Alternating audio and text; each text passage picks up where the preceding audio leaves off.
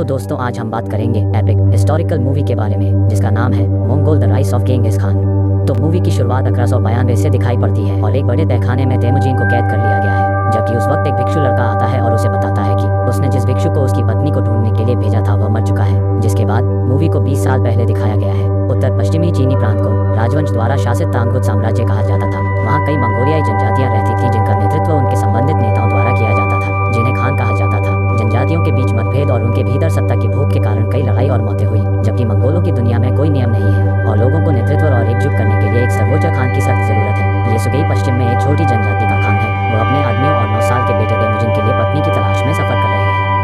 रात में वे एक दोस्त के कबीले में आराम करने के लिए रुकते हैं। तब तेमुजिन अपने घोड़े की देखभाल कर रहा होता है। तब बोट नाम की एक लड़की उसके पास आती है और उससे उसका नाम पूछती है। तेमुजिन अपना परिचय देता है और उसे यहाँ आने का अपना मकसद बताता है, यह पता लगाने पर कि वह एक दुल्हन की तलाश में है। बोट शर्माकर दावा करती है कि उसे शादी करनी चाहिए। तेमुजिन के पिता राजनीति के लिए एक मजबूत जनजाति की दुल्हन को घर लाना चाहते हैं, लेकिन अपने बेटे के बार बार अनुरोध करने पर येसुगेई उसे इसके बजाय मित्र के कबीले से किसी को चुनने की अनुमति देता है। लड़की चुनने से पहले तेमुजिन को मजबूत पैरों वाली लड़की की तलाश करने के लिए कहा जाता है, क्योंकि केवल मजबूत पैरों वाली लड़की ही परिवार और शासन दोनों चला सकती है और अपने आदमी को खुश रख सकती है। तेमुजिन जैसा बताया गया है वैसा ही करता है और बोट को चुनता है। अब उनकी शादी हो चुकी है, लेकिन वे 5 साल बाद ही साथ रह सकते हैं। गाँव वापस जाते समय येसुगेई और उनके साथी एक धर्मशाला के पास आराम करते हैं। वे सतर्क हैं क्योंकि कुछ गज की दूरी पर एक विरोधी जनजाति का नेता अपने आदमियों के साथ बैठा हुआ है। अचानक विरोधी खान शांति के संकेत के रूप में उनके आदमियों को दूध का कटोरा भेजता है।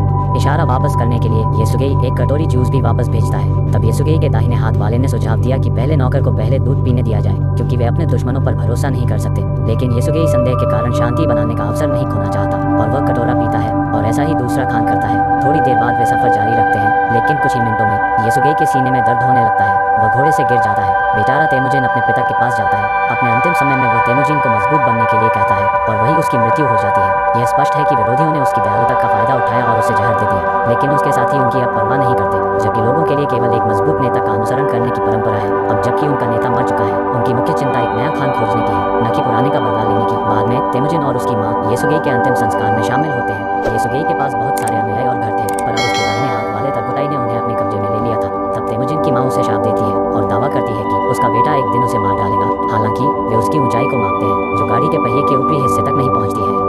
और परंपराओं के अनुसार मंगोल एक बच्चे को नहीं मारते हैं, इसलिए तेमुजिन की जान बच जाती है। लेकिन तारकुताई अगली सर्दियों में लौटने का वादा करता है, जब तेमुजिन की ऊंचाई बढ़ जाएगी। जब सर्दी आती है तो तेमुजिन के पास छिपने के लिए कोई जगह नहीं होती है। वो याद करता है कि उसके पिता ने उसे भगवान तेंगरी के बारे में बताया था, जो उसकी जरूरत के समय में उसकी मदद करेंगे। इसलिए वो पवित्र पर्वत के दर्शन करने के लिए पवित्र स्थान पर जाता है, लेकिन रास्ते में वह गलती से जमी हुई झील में गिर जाता है और लगभग मरने ही वाला होता है कि जमुखा नाम के एक लड़के ने उसे बचाया। वो और उसका छोटा भाई तेमुजिन को अपने घर लाते हैं और उसे खाना देते हैं। तेमुजिन अपने जीवन को बचाने के लिए भाइयों का आभारी है। वो खून से जमुखा का भाई बनने की पेशकश करता है। वे अपना खून एक कटोरी दूध में मिलाते हैं और एक दूसरे के प्रति अपनी निष्ठा साबित करने के लिए इसे पीते हैं। अगली सुबह उनका सामना तारकुताई और उसके लोगों से होता है, जो अभी भी उसे मारने के लिए तेमुजिन की तलाश कर रहे हैं। वे उसका अपहरण करते हैं और उसे जनजाति में वापस ले जाते हैं उसे मारने के लिए, लेकिन तेमुजिन की ऊंचाई पिछली बार से ज्यादा नहीं बढ़ी है, इसलिए उन्हें उसे बड़े होने तक बंदी बनाकर रखना पड़ता है। तब एक दयालु बूढ़ा उसे हर दिन खाना खिलाता है और उसकी मदद करता है। कुछ दिनों बाद वे फिर से उसकी ऊंचाई नापते हैं, लेकिन वह अभी भी नहीं बढ़ी है। अचानक बारिश होने लगती है और सभी अपने घरों के अंदर चले जाते हैं।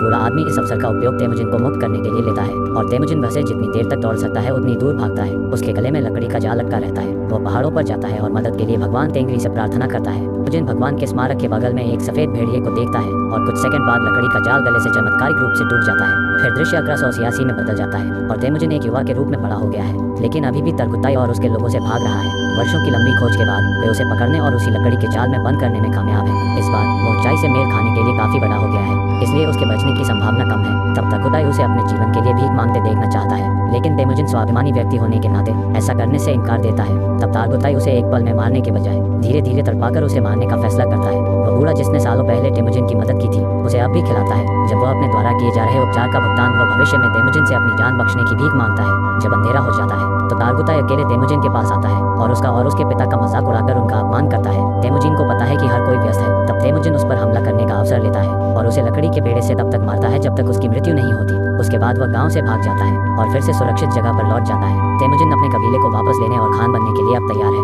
लेकिन पहले उसे अपनी पत्नी को घर लाना होगा। जबकि वो 9 साल की उम्र के बाद पहली बार अपनी ससुराल में गया और अब बहुत बड़ी होकर एक मजबूत और खूबसूरत महिला बन गई है। वो बताती है कि जब से उसने उसे आखिरी बार देखा था तब से वो उसका इंतजार कर रही है। तब तेमुजिन को दहेज के रूप में एक कोट मिलता है और वो उसे अपने साथ लाता है। दोनों कई सालों बाद तेमुजिन की माँ और बहन के पास जाते हैं। उनका परिवार तहे दिल से उनका स्वागत करता है और वो अगले महीने तक वे अपने सपनों का जीवन जीते हैं। तेमुजिन और बॉट पति पत्नी के रूप में प्यार में पड़ जाते हैं, लेकिन परेशानी तब होती है जब एक दिन मर्केट जनजाति उन पर हमला कर देती है। बहुत पहले तेमुजिन के पिता ने उसकी मां को मर्केट जनजाति के खान से अपहरण कर लिया था। तब से उन्होंने बदला लेने की कसम खाई थी और वे अब तेमुजिन से उसकी पत्नी को चुराने के लिए यहाँ आए हैं।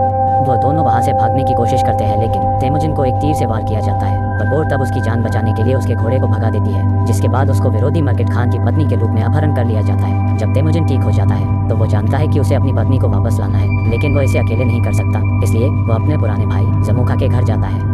जबकि अब जमुखा बड़ा होकर एक शक्तिशाली कबीले का खान बन गया है, तब वह मदद के लिए राजी हो जाता है। जबकि कुछ महीनों बाद दोनों अपने सैनिकों के साथ मर्केट जनजाति पर हमला करने के लिए निकल पड़ते हैं। वे उनके सभी आदमियों को मार डालते हैं और एक झोपड़ी में गर्भवती बोट को खोजने से पहले उस जगह को लूट लेते हैं। तब तेमुजिन देखता है कि उसने एक आदमी को मार डाला है, जिसकी लाश उसके पास पड़ी है। बोट अब उसे बताती है कि यह बच्चा उसका है और वो उसको वापस ले जाता है। रात में सैनिक जीत का जश्न मनाते हैं। अब तक तेमुजिन एक समूह को इकट्ठा करने में कामयाब हो गया है। वे लूटा हुआ माल बांटने के लिए कहते हैं और अधिकांश रखने के विपरीत तेमुजिन अपने लिए केवल 10% हिस्सा रखता है और बाकी अपने सैनिकों को देता है। वह युद्ध में मारे गए योद्धा के परिवार को भी सम्मान प्रदान करता है। तब जमुखा के 2 लोग इसे देखते हैं और तेमुजिन के कबीले में शामिल होने का फैसला करते हैं। क्योंकि मंगोलों को अपने खान चुनने की अनुमति है, इसलिए जमुखा इसके बारे में कुछ नहीं कर सकते, लेकिन यह स्पष्ट है कि वह इसे विश्वासघात के रूप में देखता है। बाद में तेमुजिन के सैनिक एक आदमी को उनके घोड़ों को चुराने की कोशिश करते हुए देखते हैं। वे उसका पीछा करते हैं और दुर्घटनावश उसकी हत्या कर देते हैं। फिर पता चला कि चोर कोई और नहीं बल्कि जमुखा का छोटा भाई था। घटना के बाद जमुखा तेमुजिन को मारने के लिए इसे अपना मकसद बना लेता है। यह भूल जाता है कि वो खून से भाई है। तब वो दूसरे कबीले से हाथ मिलाता है और तेमुजिन के कबीले पर हमला करता है। तेमुजिन जानता है कि उसके लोग लड़ाई नहीं जीत सकते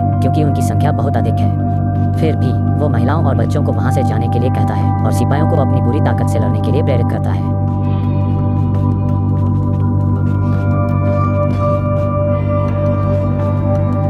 कई विरोधियों को मारने के बाद भी तेमुजिन अंत में पकड़ा जाता है। जमुखा अब भी उसे भाई कहता है, पर वह किसी ऐसे व्यक्ति को मारना नहीं चाहता जिसके पास अभी भी ताकत और गर्व है। इसलिए इसके बजाय वह उसे गुलाम बनाता है और उसे दलालों को बेच देता है। तेमुजिन और उसके बाकी आदमियों को तांगुत राजवंश द्वारा शासित शहर तक पहुंचने के लिए रेगिस्तान में कई मील पैदल चलने के लिए कहा गया है। उसके बाद उन्हें लोगों के लिए खुले में रखा जाता है ताकि वे अपनी इच्छानुसार जांच कर सकें और उन्हें खरीद सकें। राजवंश से एक उच्च अधिकारी एक दिन बाजार में आता है और तेमुजिन को खरीदने में दिलचस्पी दिखाता है। हालांकि उनके सलाहकार भिक्षु तेमुजिन को देखते हैं और बता सकते हैं कि वो गुलाम होने के लिए नहीं है, और वह बताता है कि आने वाले समय में तेमुजिन शक्तिशाली राजवंश का अंत कर देगा। अधिकारी केवल भिक्षु के बयान पर हंसता है और फिर भी तेमुजिन को खरीदता है। फिर उसे एक संगी के रूप में एक पिंजरे में रखा जाता है जिसे लोग हर वक्त देख सकते हैं और उसका मजाक उड़ा सकते हैं। भिक्षु हर दिन उसके पास जाता है और उसे इसके लिए क्षमा मांगता है। तब तेमुजिन के साथ वह भिक्षु एक समझौता करता है कि अगर वह उसकी पत्नी की तलाश करता है तो समय आने पर तेमुजिन उनके मठ को नष्ट नहीं करेगा। बाद में रेगिस्तान में बोर्ड की खोज के दौरान भिक्षु बेहोश हो जाता है और वही मर जाता है, लेकिन सौभाग्य से वह बोर्ड द्वारा पाया जाता है जो कई वर्षों से उसके पास मौजूद हार को पहचान लेती है और उसे पता चलता है कि उसका पति अभी भी जीवित है और वह उसे खोजने के लिए शहर जाती है।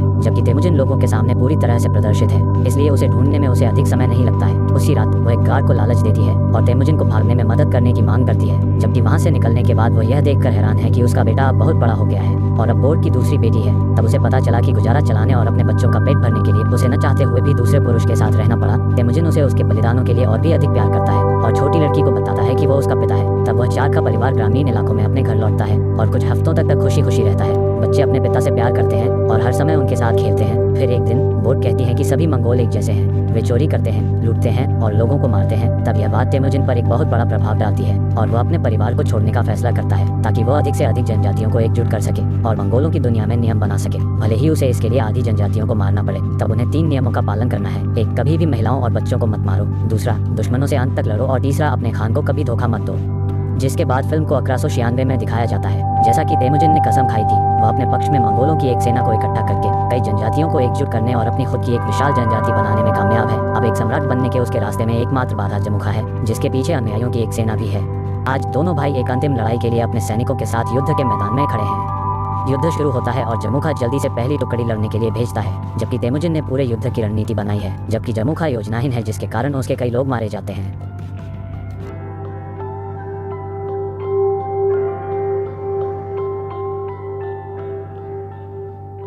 घंटों की लंबी और कड़ी लड़ाई के बाद तेमुजिन जीत जाता है और जमुखा सहित बचे हुए दुश्मन सैनिकों को पकड़ लिया जाता है। उन सैनिकों को मारे जाने के बजाय तेमुजिन उन्हें अपनी सेना के रूप में लेता है। तेमुजिन का यह हावभाव उन्हें अपने नए खान के प्रति आभारी और वफादार बनाता है। वह बूढ़ा जिसने कभी उसे भागने में मदद की, उसे कबीले का सलाहकार बना दिया गया। अब जमुखा के लिए निर्णय करने के लिए केवल एक ही काम बचा है। तब दोनों भाई आपस में बैठकर बात करते हैं कि जीवन में वे कितने आगे आ गए हैं। जमुखा गर्व से बताता है कि उसने अपने दुश्मन को मार डाला होता अगर वो अभी तेमुजिन की जगह में होता। यह आगे साबित करता है कि वो और तेमुजिन एक नहीं है और तेमुजिन उसे जाने का देता है।